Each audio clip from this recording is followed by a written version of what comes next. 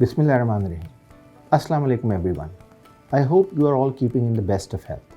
The current year has been a particularly testing one with the ongoing COVID-19 pandemic, and its unprecedented challenges caused the whole world to come to a grinding halt. The resulting severe economic and social headwinds are something the world is still recovering from. Alhamdulillah, Pakistan has been able to fight the first wave of COVID-19 successfully. Our economy is now steadily recovering and moving towards normalcy as restrictions over business operations are eased. Engro Fertilizers acknowledges its role in ensuring the food security of Pakistan, and therefore the company took multiple steps to ensure uninterrupted business operations during this pandemic. Strict adherence to SOPs has been implemented at our offices and plant sites to prevent spread of the virus. With the health and safety of our employees being our utmost priority, the company continues to operate a special medical help desk facility and on-site quarantine facilities. Engro has also been actively involved in helping the nation recover from this pandemic. To this end, the chairman of Engro Corp and DH Corp, Mr. Hussain Daud, pledged Rs 1 billion, which focuses on fighting the pandemic on multiple fronts, including disease prevention, enabling healthcare practitioners, enabling patient care, and bolstering livelihoods and sustenance. Engro Fertilizers has thus far made the following contributions to the 1 billion pledge. 95 million were awarded to the Indus Hospital to expand COVID-19 testing capacity across Sindh. Another 23 million to Shaukat Khana Memorial Hospital to facilitate testing of COVID-19 patients in southern Punjab. 4.8 million to Sehat Kahani for promoting quality healthcare in remote areas through the application of telemedicine technology.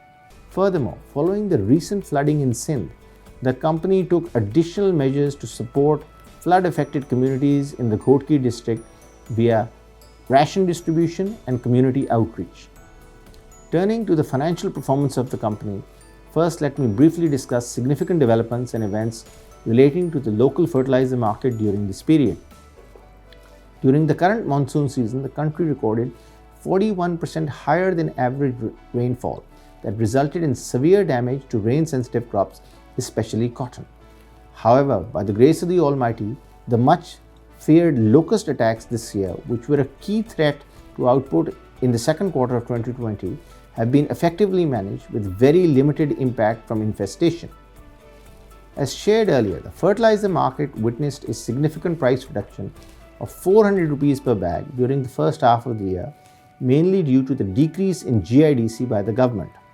However, the economy started to recover in the third quarter, and resulting improvement in farm economics allowed the industry to increase urea prices by 25 rupees per bag in August of 2020. The budgetary measures introduced stringent tax laws that have led to significant increase in the cost of doing business for manufacturers selling to persons not registered under the sales tax regime.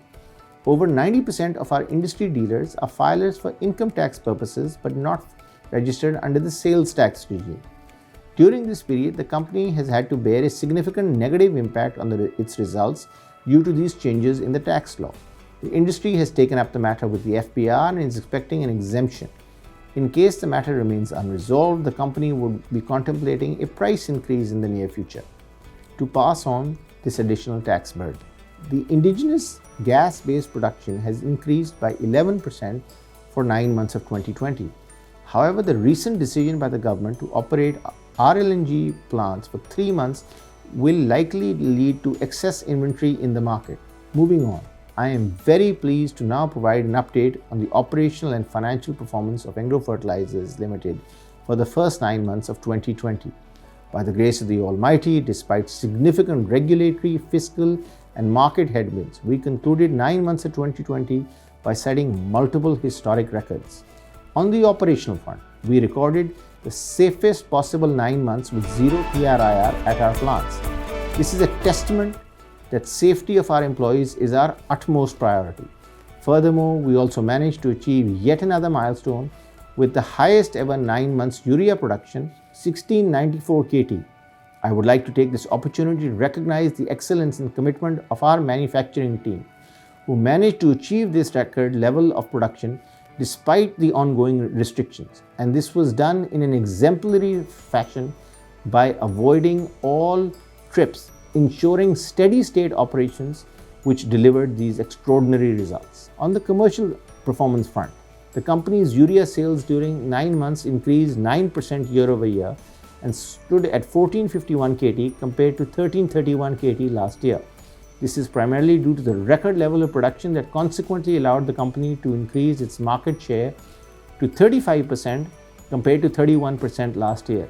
Again, I would like to recognize the outstanding contribution of our commercial team, who, despite challenges in the market, intermittent lockdowns, continue to serve our customers and ensured extraordinary sales and recovered from what had been an incredibly challenging first quarter. Our phosphates business also witnessed a 10% year-over-year increase to reach 334 KT compared to 303 KT witnessed last year. In our SFB business, we achieved the highest ever monthly revenue of 1.4 billion rupees in September, supported by the highest ever monthly sales of Sarkhez grades in a month. The management, being cognizant of the impacts of COVID-19 and other fiscal headwinds, launched a stringent company-wide cost reduction drive this year to preserve shareholder value in what were admittedly very challenging times.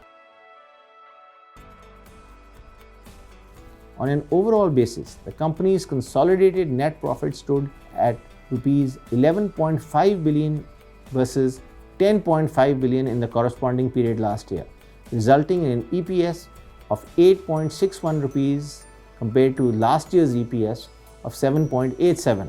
This represents the continued momentum of the company from the second quarter that has led to the laudable comeback from this year, despite the, at the time, almost indomitable challenges we faced in the first quarter. Some notable events and achievements during the quarter include: the company has been awarded the annual Environment Excellence Award 2020 by the National Forum for Environment and Health for effective implementation of environment-friendly policies at our Dharki and Sarkhez plants. Our Dharki plant has been certified as ISO 45001, which is a certification on occupational health and safety management systems. The National Safety Council of the USA awarded our company with the National Safety Council Community Advancement Award 2020 for ensuring safety at work and in the surrounding community at our Dharki site.